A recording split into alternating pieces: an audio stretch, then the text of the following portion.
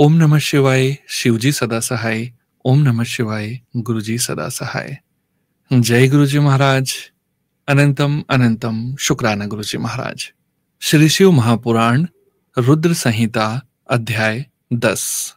परमेश्वर शिव बोले, उत्तम व्रत का पालन करने वाले हरे विष्णु, अब तुम मेरी दूसरी आज्ञा सुनो।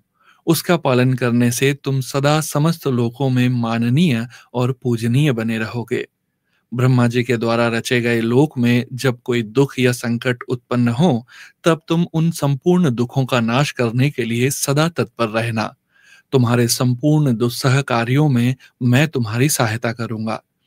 तुम्हारे जो दुर्जेय और अत्यंत उत्कट शत्रु होंगे, उन सबको मैं मार गिराऊंगा। हरे, तुम नाना प्रकार के अवतार ग्रहण करके लोक में अपनी उत्तम कीर्ति का विस्तार करो और सबके उद्धार के लिए तत्पर रहो। तुम रुद्र के ध्येय हो और रुद्र तुम्हारे ध्येय हैं। तुम में और रुद्र में कुछ भी अंतर नहीं है।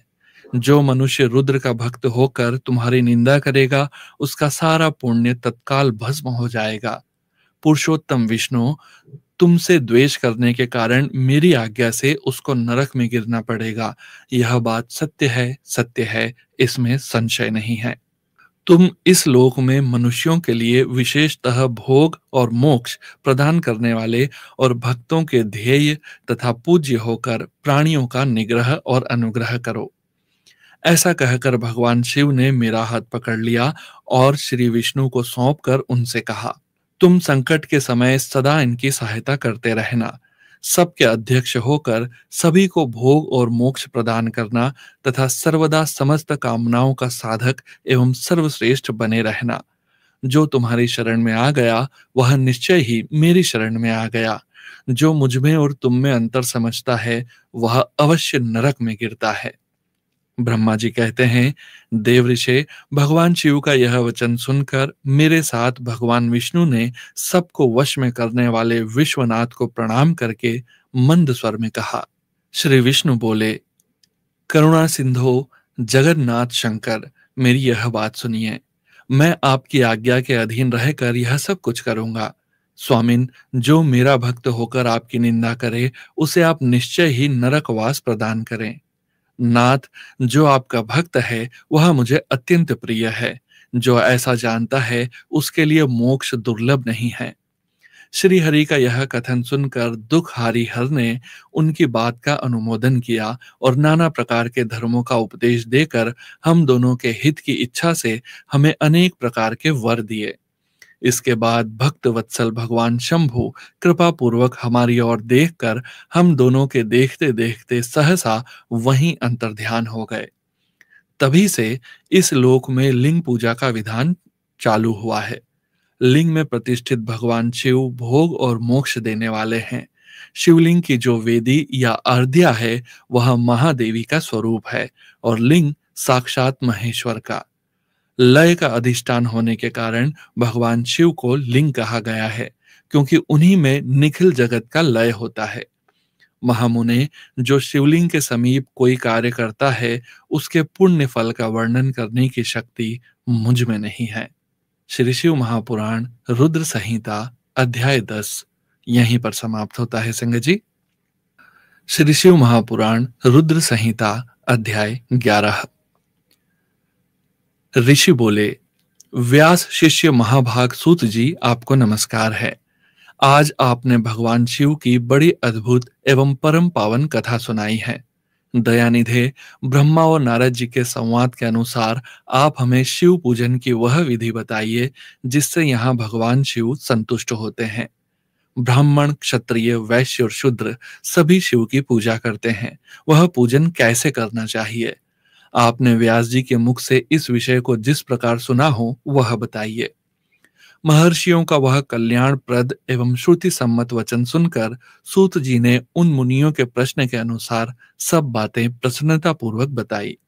सूत जी बोले, मुनीश्वरों, आपने बहुत अच्छी बात पूछी है, परंतु वह रहस्य की बात है। मैंने इस विषय को जैसा सुना है और जैसी मेरी बुद्धि है, उसके अनुसार आज कुछ कह रहा हूँ। जैसे आप लोग पूछ रहे हैं, उसी तरह पूर्व काल में व्यास जी ने सनत कुमार जी से पूछा था। फिर उसे उपमन्यु जी ने भी सुना था। व्यास जी ने शिव पूजन आदि जो भी विषय सुना था, उसे सुनकर उन्होंने लोकहित की कामना से मुझे पढ़ा दिया था। इसी विषय को भगवान श्री कृष्ण ने महात्मा उपमन्यु से सुना था। पूर्व काल में ब्रह्मा जी ने नारद जी से इस विषय में जो कुछ कहा था, वही इस समय मैं कहूंगा। ब्रह्मा जी ने कहा, नारद, मैं संक्षेप से लिंग पूजन की विधि बता रहा हूं, सुनो। जैसा पहले कहा गया है, वैसा जो भगवान शंकर का सुखमय, निर्मल एवं सनातन रूप है, उसका उत्तम भक्ति भाव से पूजन करें। इससे समस्त मनोवांछित फलों की प्राप्ति होगी। दरिद्रता, रोग, दुख तथा शत्रु जनित पीड़ा, ये चार प्रकार के पाप कष्ट तभी तक रहते हैं जब तक मनुष्य भगवान शिव का पूजन नहीं करता। भगवान शिव की पूजा होते ही सारे दुख विलीन हो जाते हैं और समस्त सुखों की प्राप्ति हो जाती है। तत्पश्चात समय आने पर उपासक की मुक्ति भी होती है। जो मानव शरीर का आश्रय लेकर मुख्यतया संतान सुख की कामना करता है, उसे चाहिए कि वह संपूर्ण कार्यों और मनोरथों के साधक महादेव जी की पूजा करे। ब्राह्मण, क्षत्रिय, वैश्य और शूद्र भी संपूर्ण कामनाओं तथा प्रयोजनों की सिद्धि के लिए क्रम से विधि के अनुसार भगवान शंकर की पूजा करे। प्रातः काल ब्रह्म मुहूर्त में उठकर गुरु तथा शिव का स्मरण करके तीर्थों का चिंतन एवं भगवान विष्णु का ध्यान करें। फिर मेरा, देवताओं का और मुनि आदि का भी स्मरण चिंतन करके स्तोत्र पाठ पूर्वक शंकर जी का विधि पूर्वक नाम लें। उसके बाद शैया से उठकर निवास स्थान से दक्षिण दिशा में जाकर मल त्याग करें। मुने एकांत में मलोत्सर्ग करना चाहिए। उससे शुद्ध होने के लिए जो विधि मैंने सुन रखी है, उसी को आज कहता हूं। मन को एकाग्र करके सुनो। ब्राह्मण गुदा की शुद्धि के लिए उसमें 5 बार शुद्ध मिट्टी का लेप करे और धोए। क्षत्रिय 4 बार, वैश्य 3 बार और शूद्र 2 बार विधि पूर्वक गुदा की शुद्धि के लिए उसमें मिट्टी लगाएं। लिंग में भी 1 बार प्रयत्न पूर्वक मिट्टी लगानी चाहिए। तत्पश्चात बाएं हाथ में 10 बार और दोनों हाथों में 7 बार मिट्टी लगाकर धोएं। तात प्रत्येक पैर में 3-3 बार मिट्टी लगाएं, फिर दोनों हाथों में मिट्टी लगाकर धोएं। स्त्रियों को शूद्रों की ही भांति अच्छी तरह मिट्टी लगानी चाहिए। हाथ पैर धोकर पूर्ववत शुद्ध मिट्टी लें और उसे लगाकर दांत साफ करें। फिर अपने वर्ण के अनुसार मनुष्य दातुन करे। ब्राह्मण को 12 अंगुल की दातुन करनी चाहिए, क्षत्रिय 11 अंगुल, वैश्य 10 अंगुल और शूद्र 9 अंगुल की दातुन करे। यह दतुवन का मान बताया गया है। मनुस्मृति के अनुसार काल दोष का विचार करके ही दतुवन करे या त्याग दें।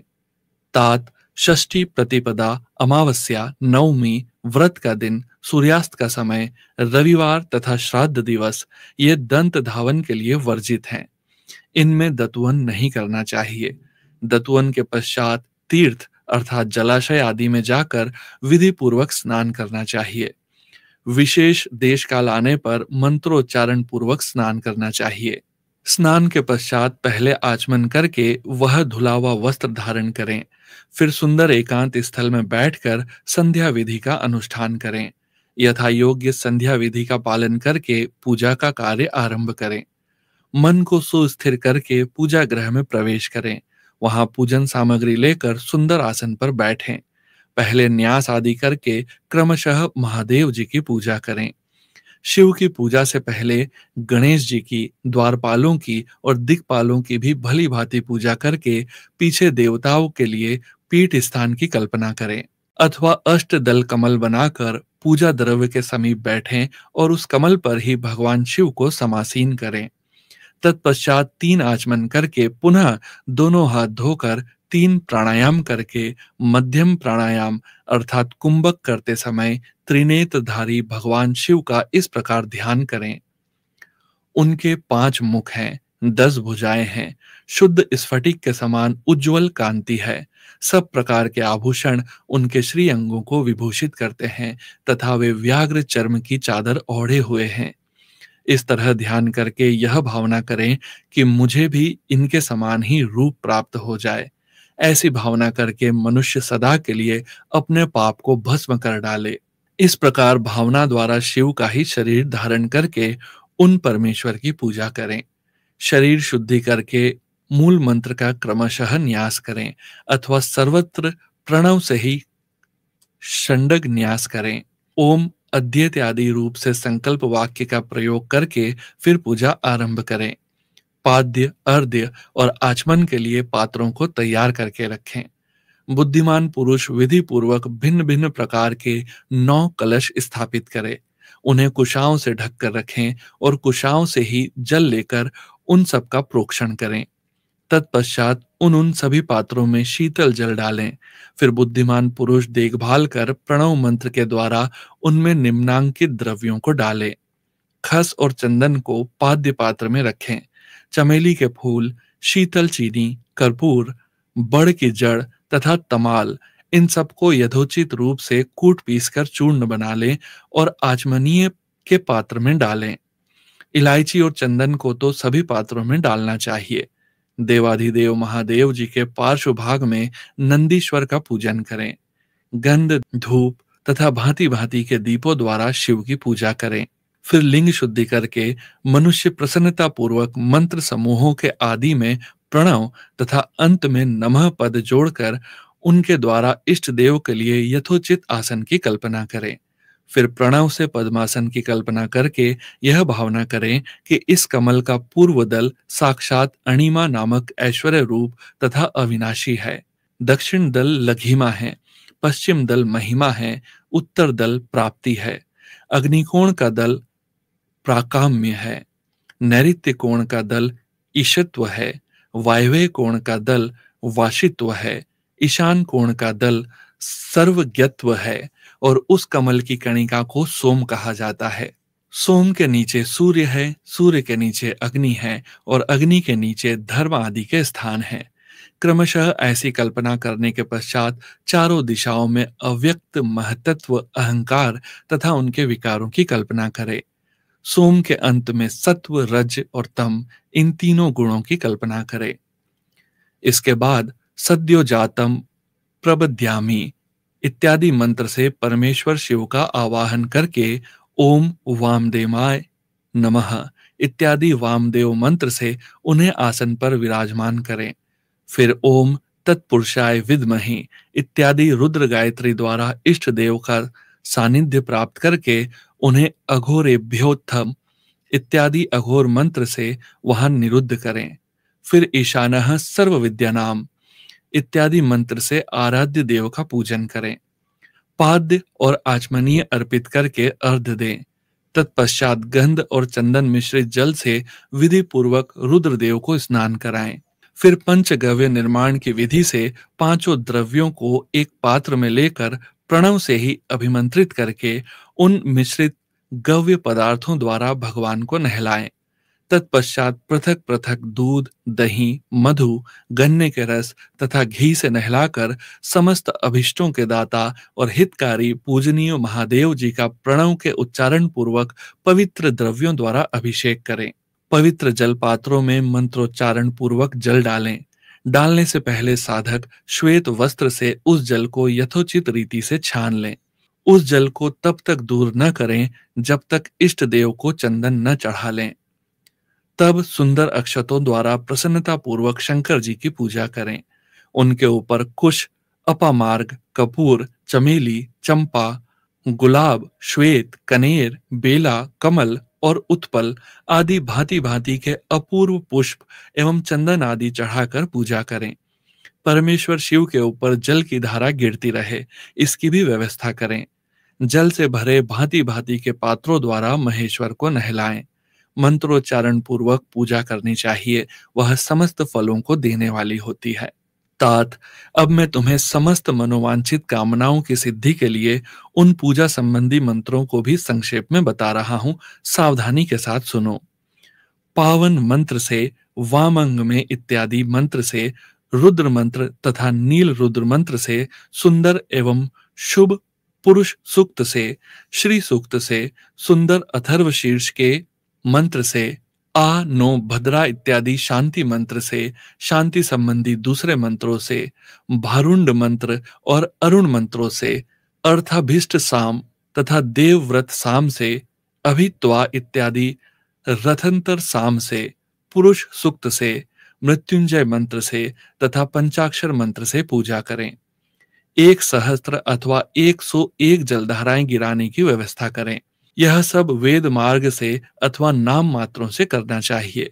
तदंतर भगवान शंकर के ऊपर चंदन और फूल आदि चढ़ाएं। प्रणव से ही मुखवास अर्थात तांबुल आदि अर्पित करें।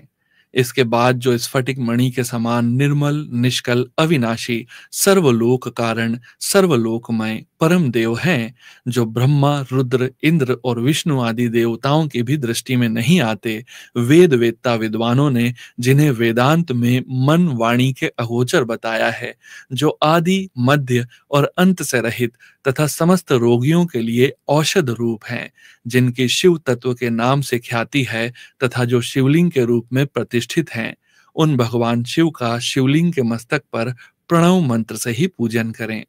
धूप, दीप, नैवेद्य, सुंदर तांबुल एवं सुरम्य आरती द्वारा यथोक्त विधि से पूजा करके स्तोत्रों तथा अन्य नाना प्रकार के मंत्रों द्वारा उन्हें नमस्कार करें। फिर अर्घ देकर भगवान के चरणों में फूल बिखेरें और साष्टांग प्रणाम करके देवेश्वर शिव की आराधना करें। फिर हाथ में फूल लेकर खड़े हो जाएं और दोनों हाथ जोड़कर निम्नांकित मंत्र से सर्वेश्वर शंकर की पुनः प्रार्थना करें। जय गुरु जी। संगत जी, संस्कृत का मंत्र का पाठ नहीं कर पा रहे हैं क्योंकि कहीं त्रुटि ना हो जाए। मंत्र का हिंदी भावार्थ का पाठ करने जा रहे हैं। कल्याणकारी शिव, मैंने अनजान में अथवा जानबूझकर जो जप पूजा आदि सत्कर्म किए हों, वे आपकी कृपा से सफल हों। इस प्रकार पढ़कर भगवान शिव के ऊपर प्रसन्नता पूर्वक फूल चढ़ाएं। स्वस्ति वाचन करके नाना प्रकार की आशी प्रार्थना करें। फिर शिव के ऊपर मार्जन करना चाहिए।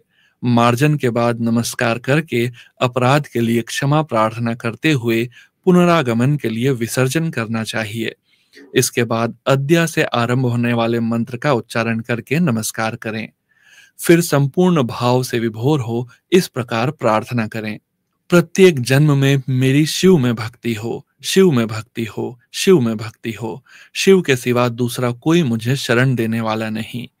महादेव, आप ही मेरे लिए शरण दाता हैं। इस प्रकार प्रार्थना करके संपूर्ण सिद्धियों के दाता देवेश्वर शिव का पराभक्ति के द्वारा पूजन करें। विशेषतः गले की आवाज से भगवान को संतुष्ट करें। फिर सपरिवार नमस्कार करके अनुपम प्रसन्नता का अनुभव करते हुए समस्त लौकिक कार्य सुखपूर्वक करते रहें। जो इस प्रकार शिव भक्ति परायण हो, प्रतिदिन पूजन करता है, उसे अवश्य ही पग पग पर सब प्रकार की सिद्धि प्राप्त होती है। वह उत्तम वक्ता होता है तथा उसे मनोवांछित फल की निश्चय ही प्राप्ति होती है। रोग, दुख, दूसरों के निमित्त से होने वाला उद्वेग, कुटिलता तथा विष आदि के रूप में जो जो कष्ट उपस्थित होता है, उसे कल्याणकारी परम शिव अवश्य नष्ट कर देते हैं। उस उपासक का कल्याण होता है। भगवान शंकर की पूजा से उसमें अवश्य सद्गुणों की वृद्धि होती है। ठीक उसी तरह जैसे शुक्ल पक्ष में चंद्रमा बढ़ते हैं, मुनिश्रेष्ठ नारद, इस प्रकार मैंने शिव की पूजा का विधान बताया। अब तुम क्या सुनने चाहते हो? कौन सा प्रश्न पूछने वाले हो? जय गुरु जी महाराज। अनंतम अनंतम शुक्राना गुरु जी महाराज। श्री शिव महापुराण रुद्र संहिता अध्याय 11 समाप्त। ओम नमः शिवाय। शिवजी सदा सहाय। ओम नमः शिवाय। गुरुजी सदा सहाय।